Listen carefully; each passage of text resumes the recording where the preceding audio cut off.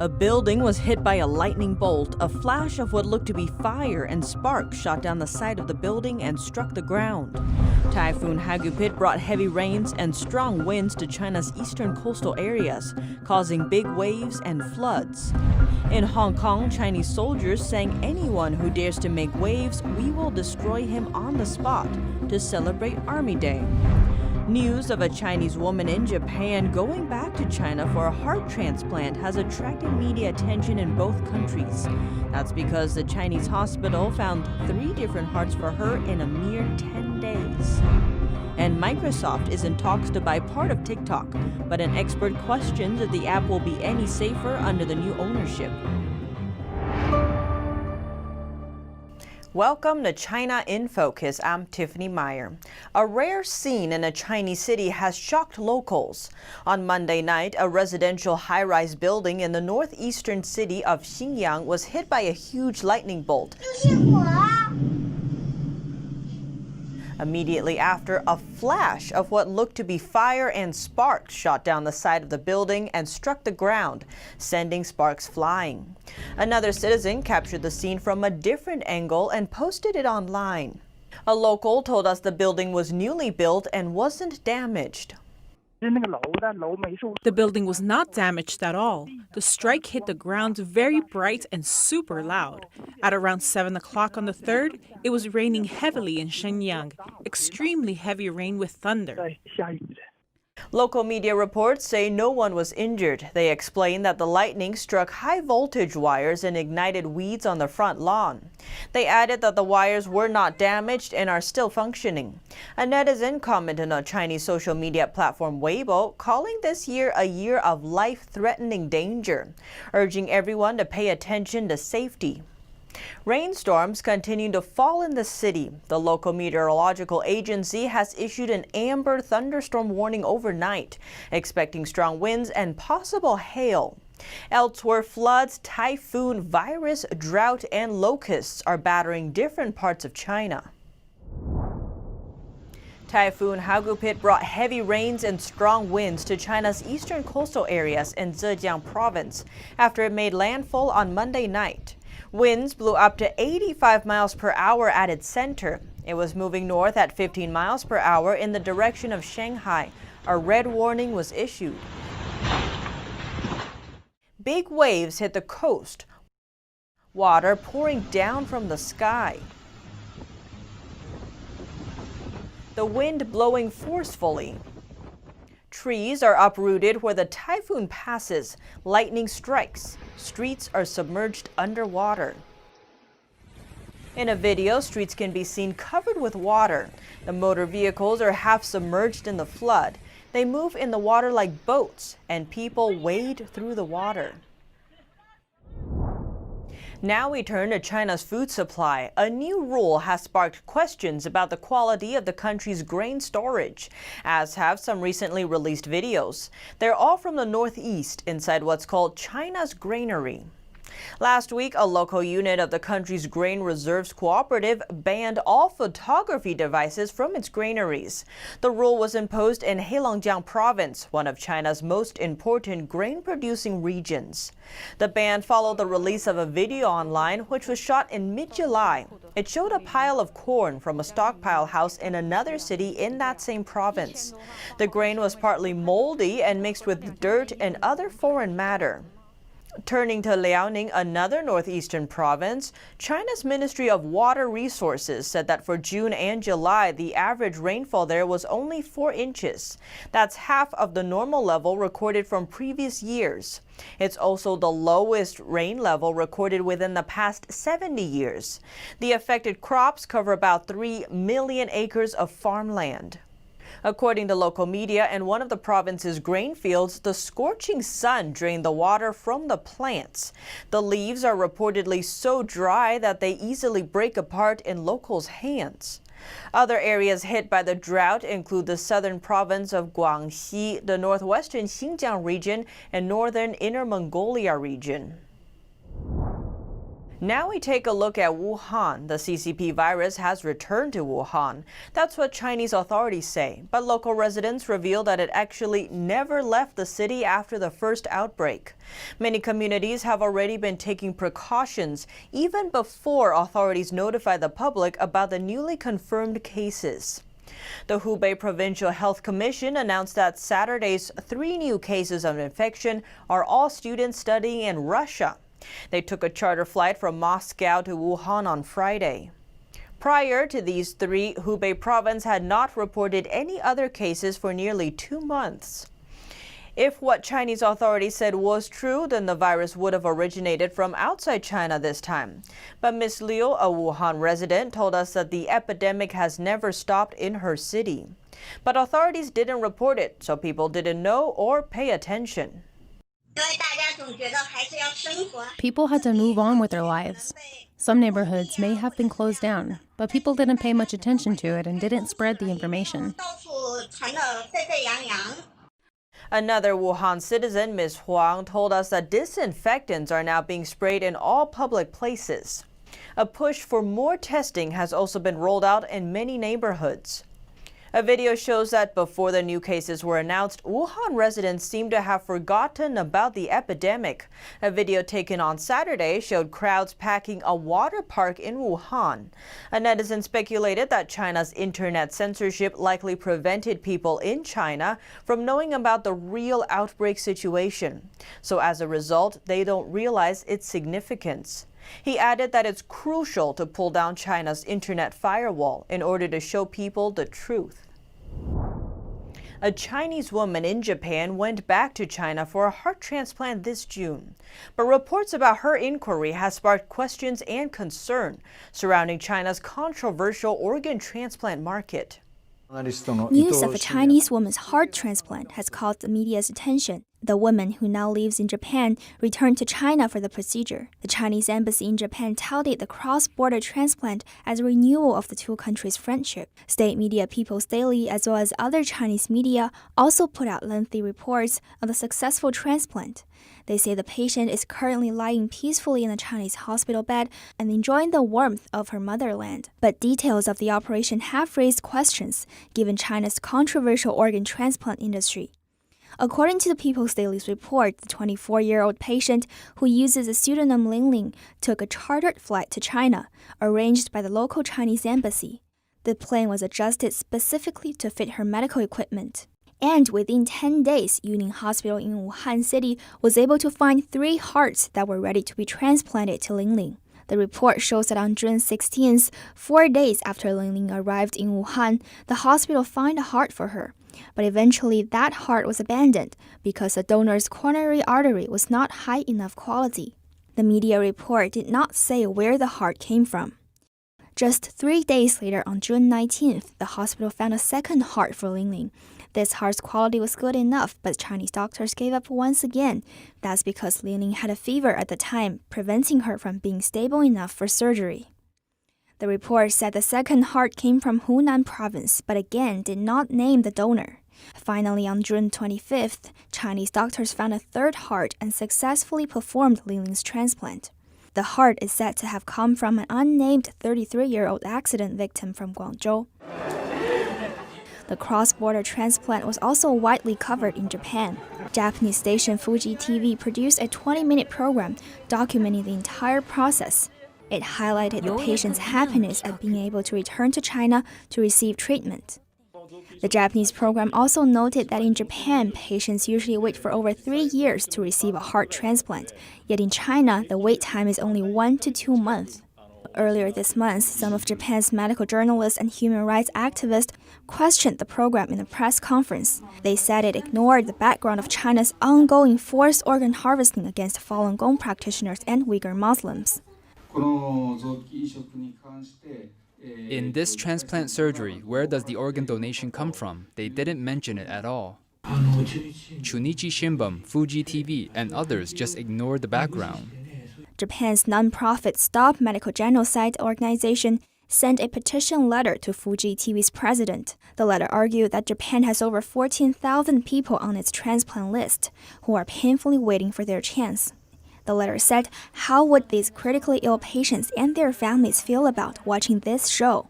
I want to go to China and undergo transplantation. Isn't it inevitable for them to think this way?"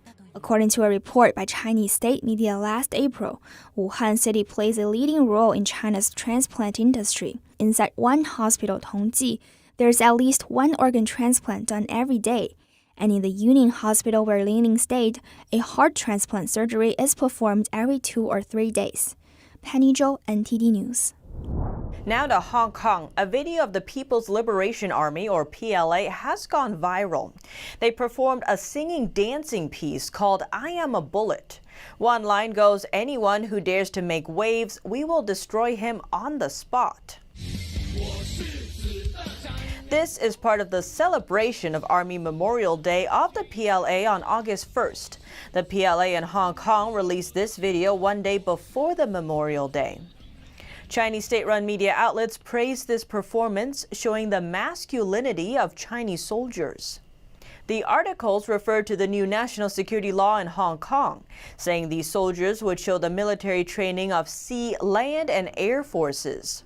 In the lyrics, there's another sentence, "I am a bullet, I am also glorious even when I am broken to pieces."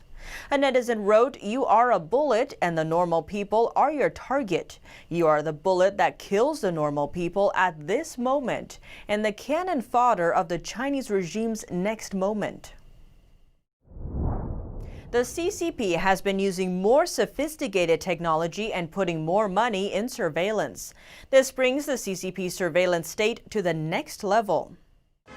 The CCP surveillance has expanded into monitoring users' offline conversations. The Chinese version of popular video sharing app TikTok, called Douyin, has again been accused by some users of doing the same.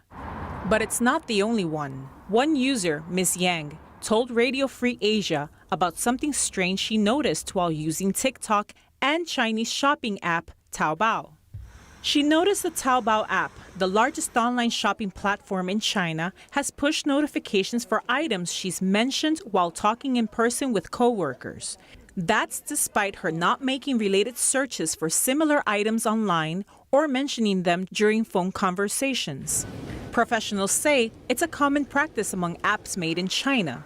According to Mr. Jin, a former data engineer for Huawei, Chinese apps are certainly able to record information without users even running the apps. Taobao and WeChat are suspected of storing personal data from Ms. Yang and readily sharing it with the regime.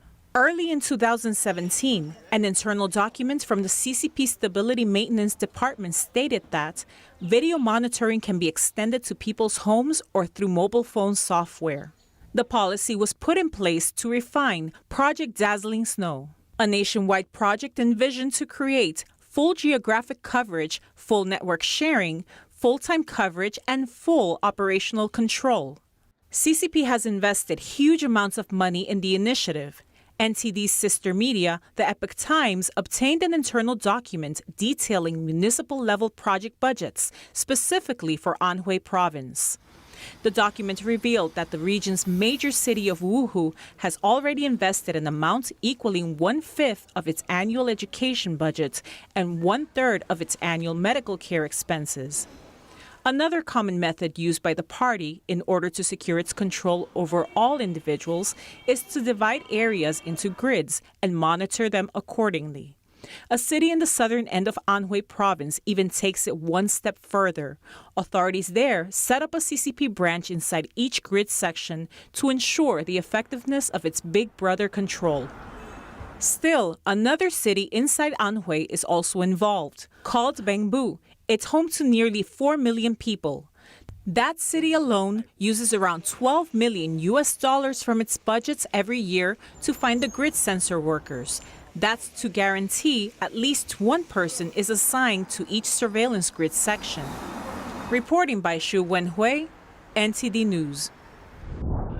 South Korean electronics company Samsung announced over the weekend it would close its computer factory in China.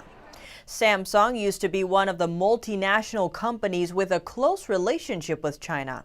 But over the last 3 years, it has accelerated the closure of its factories in China.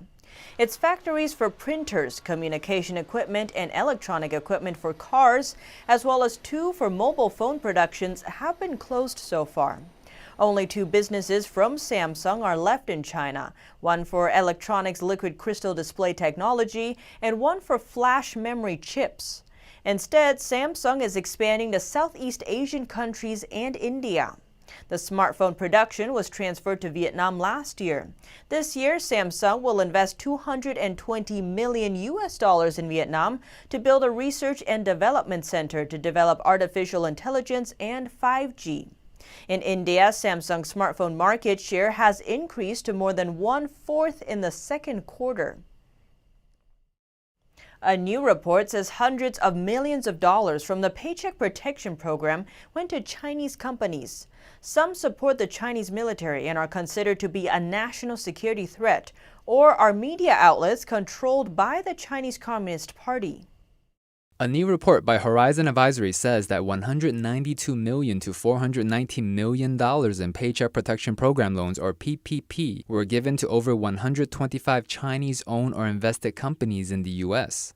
The report says loans went to affiliates of 3 Chinese companies featured on the Pentagon list of businesses owned or controlled by the Chinese military. 6 recipients were affiliated with state-owned companies that supply arms to China's People's Liberation Army. A robotics and AI company got $1 million to $2 million in loans, yet its parent company was added to the trade blacklist of the Commerce Department because of ties to the Chinese military. A branch of the pro-Beijing media outlet Phoenix TV also received loans. Although the company is private, a 2019 report says Phoenix TV is fully controlled by the Chinese government. The new report adds, although their participation saved US-based jobs, it likely came at the expense of other small US businesses. PPP loans were introduced to help businesses pay its staff and bills during the CCP virus pandemic. About $517 billion have been issued under the program so far. Congress and the Trump administration are currently negotiating a second stimulus package that is likely to include more PPP funding. A Senate Republican proposed that the stimulus bill disqualify China-connected entities from the loan program. And now more reports on Chinese influence in American universities.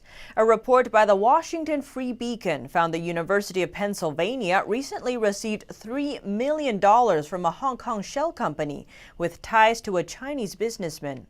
The report found that the money came from the Nice Famous Corporation Limited back in 2019. The company is owned by Chinese national Xu Xueqing, who has ties to the Chinese Communist Party. The Free Beacon discovered that the corporation's listed address appears to belong to a different firm called Double Ridge Development Limited. UPenn spokesman Stephen McCarthy told the Free Beacon the donation came from a different Chinese national named Xing Zhou. The Free Beacon could find no such connection between Zhou and the Nice Famous Corporation Limited. Ben Freeman, director of the Foreign Influence Transparency Initiative at the Center for International Policy, told the Free Beacon what's most concerning about China is that they're trying to garner influence on American universities to gain access to our leading scholars and our intellectual knowledge. UPenn has reportedly seen a spike in donations from China in recent years. According to the report, the UPenn received over $60 million from China between March 2017 and the end of 2019. Australia's University of New South Wales is facing backlash after it deleted a Twitter post critical of Beijing's national security law in Hong Kong. According to the Sydney Herald Morning, the university raised concerns about the erosion of human rights in the Chinese territory over the weekend. UNSW was then overwhelmed with emails and social media posts from Chinese nationals who said the posts were offensive. A quarter of UNSW's student body is composed of Chinese students. Under pressure, the university deleted the tweet. It said the posts were not in line with its policies and the views of an academic were being misconstrued as representing the university. The tweet had quoted UNSW adjunct lecturer and Human Rights Watch Australia director Elaine Pearson. Specifically, her article titled "China Needs International Pressure to End Hong Kong Wrongs." In the article, Pearson urged governments around the world to stand up to the Chinese Communist Party for its recent human rights violations in Hong Kong. Following the deletion, Pearson criticized the university, accusing it of caving under pressure. She added on Twitter, safeguarding the human rights of Hong Kong people is not something that should be controversial. Senator James Patterson accused the university of choosing money over academic freedom. Microsoft is trying to buy part of TikTok after President Trump threatened to ban the app because of security concerns. But an expert says the purchase won't clear it of security risks. NTD's Juliet Song reports. Microsoft is in talks about buying part of TikTok. President Trump said if there's no deal before September 15th, he would ban the app in the U.S. But one of NTD's China experts doesn't think a deal would clear TikTok of its security risks. I think it's near impossible, as Microsoft can't remove the entire tech operation behind TikTok and develop it themselves from scratch. This is impossible. It will keep using the company's original tech developers, original coding, and many things from the previous company, even operational models. TikTok, a widely popular video sharing app, has been at the center of the controversy. It's one of the fastest growing video platforms in the world, owned by Chinese company ByteDance. It has more than 80 million monthly users in the U.S. U.S. officials said the app could put user data at the hands of the Chinese Communist Party. Chinese law requires companies to hand over user data if police ask for it. Even with a new deal, questions remain whether it could completely rid the app of security concerns. As an international company, will Microsoft sell its American users' data to companies backed by the Communist Party? In 2018, Facebook admitted that it gave Huawei access to some of its user data. That's a huge scandal. So is it possible that Microsoft will also sell its user data to China? White House trade advisor Peter Navarro also questions if Microsoft is going to be compromised. He said Microsoft is among the companies that help build China's Great Firewall, the country's vast internet censorship system. Microsoft's search engine, Bing, is one of the few American search engines that's not censored in China. He suggests that Microsoft divest its Chinese holdings if it were to buy the app. Juliet Song, NTD News. And that's all for today's China in Focus. Thanks for watching and see you tomorrow.